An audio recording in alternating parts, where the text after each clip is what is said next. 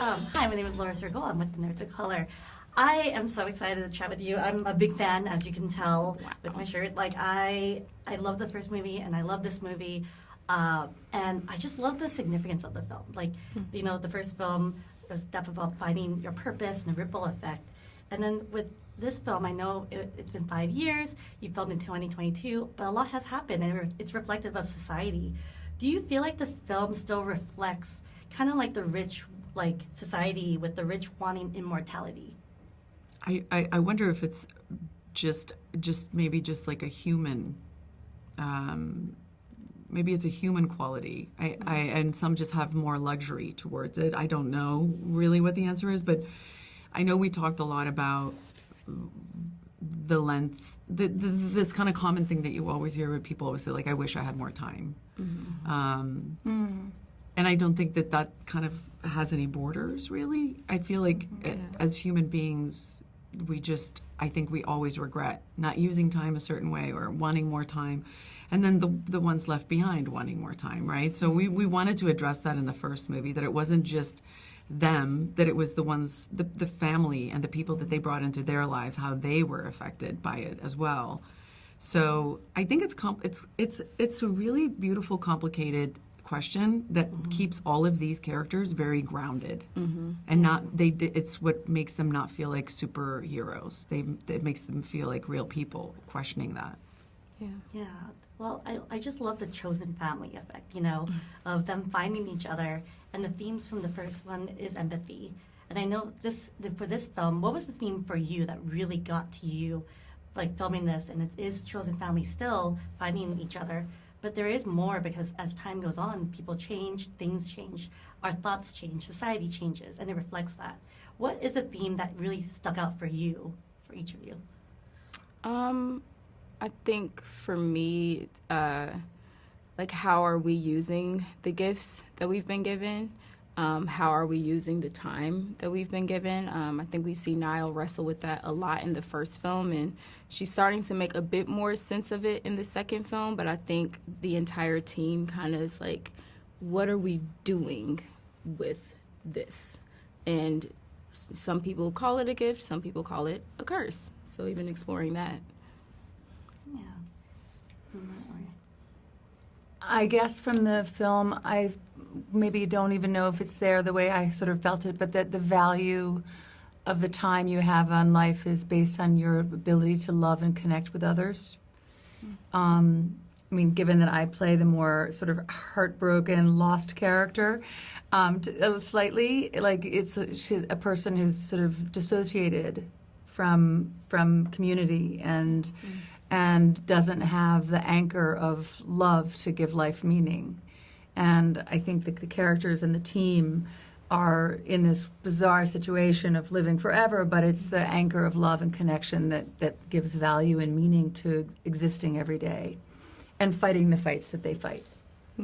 Yeah, and I envision the films to, like, continue on, like the Old Guard 1, like the second, third, and I love and 4, 5. And I love the idea of, like, I want it to go on forever. As, hey, immortals, forever. Yes. And I would love to know, what name would you give for each one? Like, they usually have, like, better than ever, you know, number 2. Like, you know, the Old Guard, even older. So what's too fast? too old, too furious. Yeah, exactly. What name would you give the Old Guard 2? Oh, the Old Guard 2. Even older is tickling me. Oh, my gosh. Oh, wow. I don't know. That's like you'd have to come up with something catchy. I wish I was more awake. Like, could be snappy with that. I feel like everything What would you give it? Yeah, what is yours?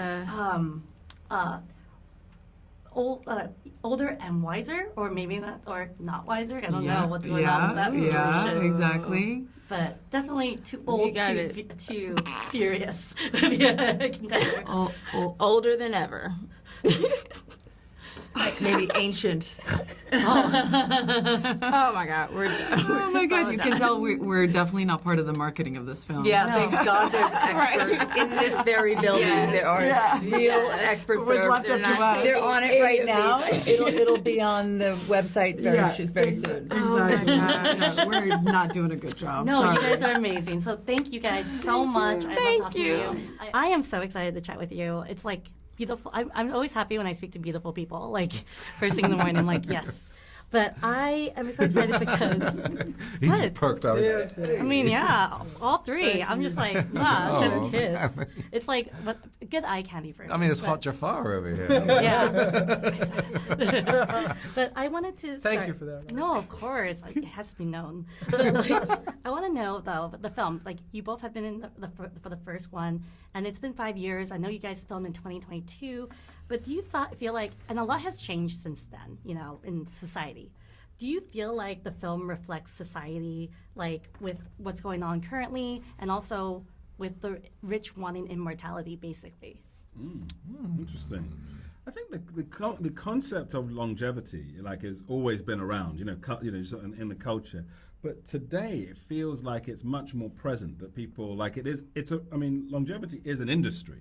In a way that it's not been before. It's been a sort of folklore, the fountain of youth and whatever. But so these days it is an industry. People are really trying to see how far they can push science, how much they can, how long they can live for. And the hope is that they tip over that kind of magic tipping point and, discover some form of immortality. So it feels very current in the psyche in that way. Yeah. For the first film, the themes were empathy and finding yourself and the ripple effect of life. For this film, what do you feel like the themes are for this film for you? Ooh. Loyalty, trust. I think for me, those are the two ones that pop up.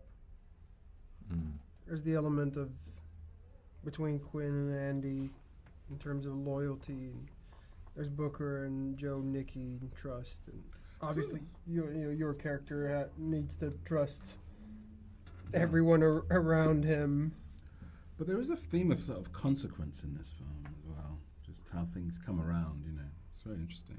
But I think one thing Victoria really wanted to inject was this idea of the flip side of a coin. Yeah, was like, sure, there's people with certain outlooks and goals, but what about the other people who are trying to achieve in what they think is the idea of good, or what the effect is?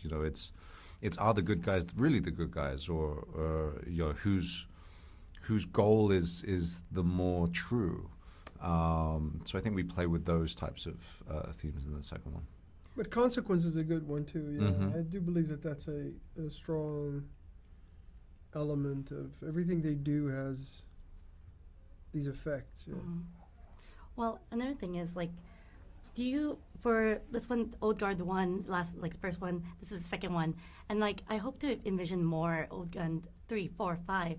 Do you guys have, this is a fun question for you guys, if it goes on to the Old Guard 5, do you have a saying that you want it to be like the Old Guard 5, even older? What's something that you guys have for the Old Guard 2? What would you say the slogan would be? The geriatric guard. Probably at that stage by the time we get there. The very old guard. I think there is a world where you'll find out that there are more and more and more people that share the same unique, the old guard DNA, and that they would, in all parts of the world, you would see one of these characters involved in a different story that presents a new character that also has a connection to it. So I think that there is for me, it's very like a fertile ground of what still can be shown, or you could dive back into stuff before these two movies took place. So it's a lot of opportunities. I always like the idea of these historical characters that we know as historical in being, eternal sort of living. Like when Vic mentioned, like we're playing with this idea of this name Tua. And I know from legend in Malaysia, there's a warrior called Hang Tua, who had this like phenomenal story of defeating the conquering sort of armies. So the idea that these characters have lived so long, that they've had such impact in these different corners of the world, like I fell in love with that idea. Oh, that's beautiful. I love that. So thank you guys Thank you. so much. Thank you Can't so wait for much. everyone to see your beautiful faces, all three of you. You're fine too, man. Like, you're all like, no. I'm like, yes, you're fine. But yeah, thank you guys you, so sir. You're so much. sweet. Thank you. You're welcome.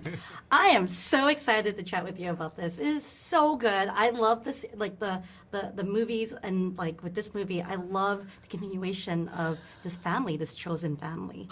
You know. I just said that 2 seconds ago to this journalist. Oh yeah, it's well so, done, it's- you. Oh, like it's great because it is. It's like it's been 5 years since the first movie. I know it filmed in 2022. You know, especially with society, what's going on now. Do you feel like the film, like still, it's like weird because it's been 3 years since you wrapped up. Do you feel like the film, you know, reflects society with the rich wanting the immortality? I believe that the question and inquiry into this specific aspect of the human condition of mortality and immortality, which in regards to our movie, is eternal.